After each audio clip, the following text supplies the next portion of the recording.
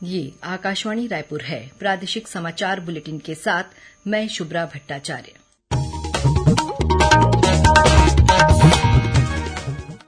और अब पेश है आज के मुख्य समाचार।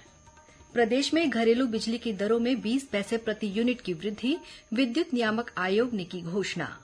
मुख्यमंत्री विष्णुदेव साय ने कहा कि राज्य मंत्रिमंडल के सदस्यों के लिए आईआईएम रायपुर में आयोजित चिंतन शिविर छत्तीसगढ़ के विकास की दिशा में कारगर साबित होगा। जगदलपुर से रायपुर आ रही बस में लगी आग, सभी यात्री सुरक्षित। और मौसम विभाग ने छत्तीसगढ़ के 21 जिलों में ग्रीष्म लहर चलने का अलर्ट जारी किया।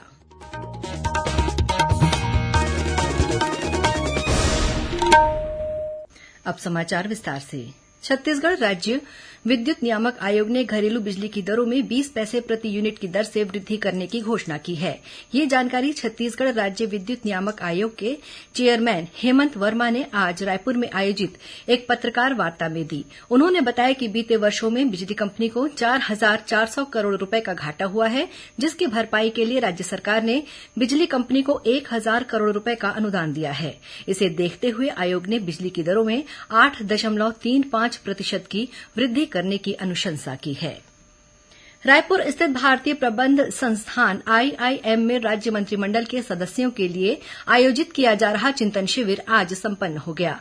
इस अवसर पर मुख्यमंत्री विष्णुदेव साय ने कहा कि शिविर छत्तीसगढ़ के लिए कारगर साबित होगा। इससे पहले शिविर के दूसरे दिन आज नीति आयोग के पूर्व सीईओ और G20 के शेरपा अमिताभ कांत ने संबोधित किया। उन्होंने कहा कि छत्तीसगढ़ में विकास की प्रचुर संभावनाएं हैं। छत्तीसगढ़ देश के सबसे खनिज समृद्ध राज्यों में से एक है। श्री कांत ने कहा कि यदि छत्तीसगढ़ में मैन्युफैक्चरिंग और सर्विस सेक्टर को बढ़ावा दिया जाए तो बड़ी संख्या में रोजगार का सृजन होगा। 2 दिवसीय इस शिविर में मुख्यमंत्री विष्णुदेव साय सहित राज्य मंत्रिमंडल के सभी सदस्यों ने भाग लिया। इस दौरान देश के जाने माने प्रबंधन विशेषज्ञों ने अपने विचार रखे और मंत्रिमंडल के सदस्यों के साथ परिचर्चा की। शिविर के दौरान विकसित छत्तीसगढ़ का रोडमैप तैयार करने पर मंथन हुआ।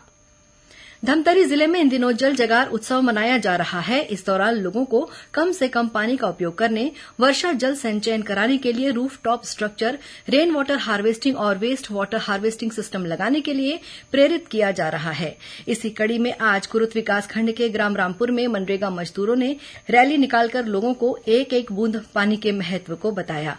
इसी तरह ग्राम भूसरेंगा में भी मनरेगा मजदूरों ने पानी बचाने की शपथ ली।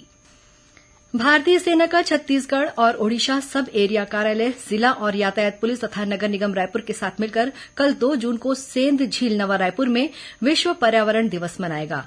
इस कार्यक्रम में पर्यावरण के बारे में जागरूकता लाने के लिए छात्र छात्राओं, सेवारत सैनिकों और आम लोग भागीदारी करेंगे।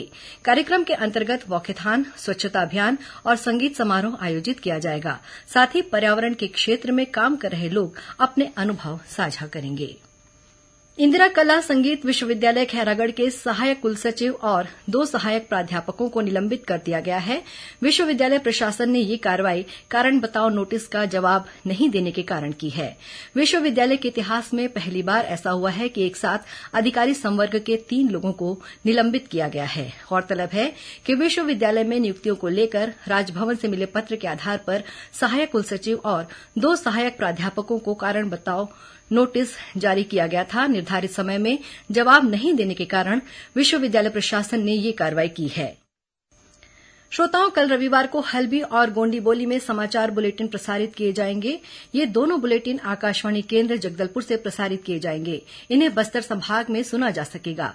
हल्बी में समाचार बुलेटिन सुबह 7:30 बजे से और गोंडी में समाचार बुलेटिन शाम 6:30 बजे से प्रसारित किया जाएगा। प्रादेशिक समाचार एकांश आकाशवाणी रायपुर द्वारा प्रस्तुत कार्यक्रम जिले की चिट्ठी का प्रसारण कल शाम 6:05 से 6:10 तक किया जाएगा। इस कार्यक्रम को छत्तीसगढ़ स्थित आकाशवाणी के सभी केंद्र रिले करेंगे। इस बार के अंक में कोंडागांव जिले की गतिविधियों के बारे में जानकारी दी जाएगी। केंद्रीय विद्यालय संगठन के रायपुर संभाग द्वारा अरविंदो सोसायटी नई दिल्ली के साथ मिलकर आज दुर्ग में केंद्रीय विद्यालयों के प्राचार्यों के लिए 1 दिवसीय कार्यशाला का आयोजन किया गया। इस कार्यशाला का उद्देश्य राष्ट्रीय शिक्षा नीति के तहत योग्यता आधारित शिक्षा और मूल्यांकन के बारे में प्राचार्यों को प्रशिक्षित करना था। कार्यशाला का शुभारंभ केंद्रीय विद्यालय संगठन रायपुर रेंज के आयुक्त विनोद कुमार ने किया। इस अवसर पर सहायक आयुक्त रविन्द्र कुमार भी उपस्थित थे। इस कार्यशाला में 37 विद्यालयों के प्राचार्य शामिल हुए।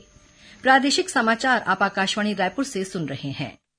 छत्तीसगढ़ की खबरों से है आपका वास्ता और खबरों की विश्वसनीयता से है हमारा वास्ता। आकाशवाणी समाचार रायपुर के प्रादेशिक समाचार बुलेटिन के साथ ही हमारे समसामयिक कार्यक्रम आप रेडियो के अलावा अपने मोबाइल पर भी सुन सकते हैं। आकाशवाणी समाचार फेसबुक, ट्विटर और यूट्यूब पर भी उपलब्ध है। हमारा Facebook page Chhattisgarh news on AIR, Twitter handle CGAIR news और हमारा यूट्यूब चैनल है छत्तीसगढ़ AIR न्यूज। तो अब रेडियो के साथ ही आपके मोबाइल के जरिए भी हम पहुंच रहे हैं आप तक। छत्तीसगढ़ की हर खबर के लिए सुनते रहिए आकाशवाणी समाचार।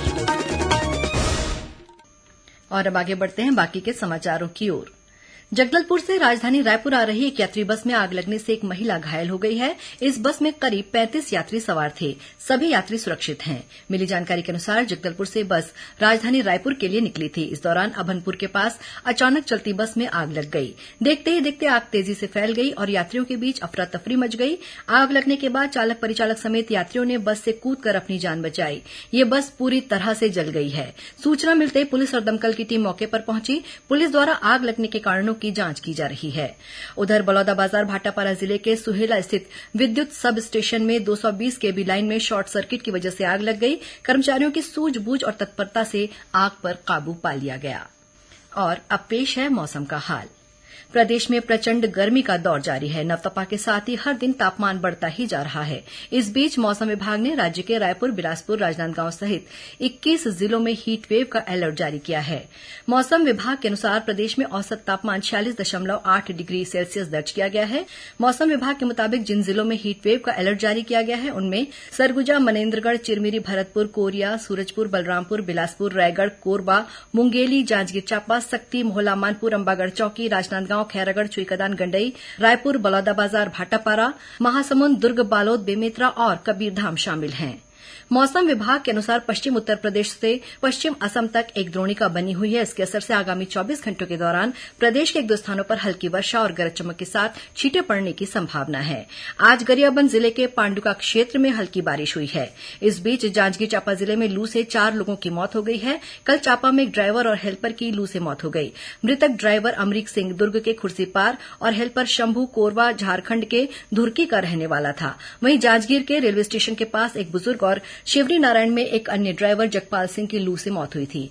उधर कांकेर जिले में विशाखापट्टनम से डामर लेकर चारामा पहुंचे एक ट्रक चालक की लू से मौत हो गई।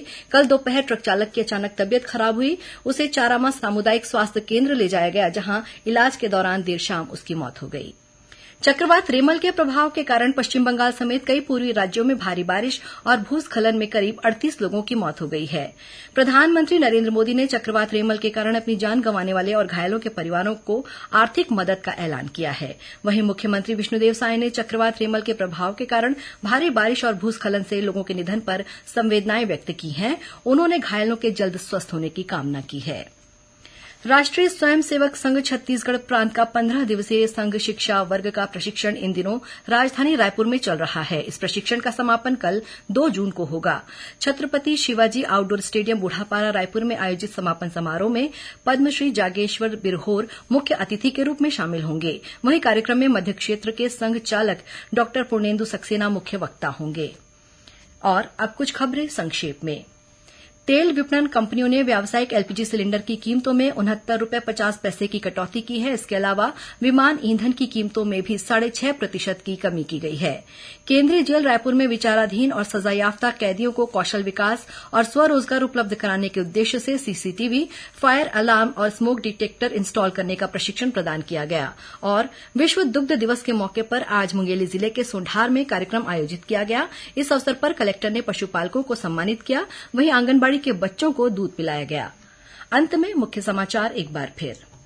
प्रदेश में घरेलू बिजली की दरों में 20 पैसे प्रति यूनिट की वृद्धि, विद्युत नियामक आयोग ने की घोषणा। मुख्यमंत्री विष्णुदेव साय ने कहा कि राज्य मंत्रिमंडल के सदस्यों के लिए आईआईएम रायपुर में आयोजित चिंतन शिविर छत्तीसगढ़ के विकास की दिशा में कारगर साबित होगा। जगदलपुर से रायपुर आ रही बस में लगी आग, सभी यात्री सुरक्षित। और मौसम विभाग ने छत्तीसगढ़ के 21 जिलों में ग्रीष्म लहर चलने का अलर्ट जारी किया। इसी के साथ प्रादेशिक समाचार बुलेटिन समाप्त हुआ। नमस्कार।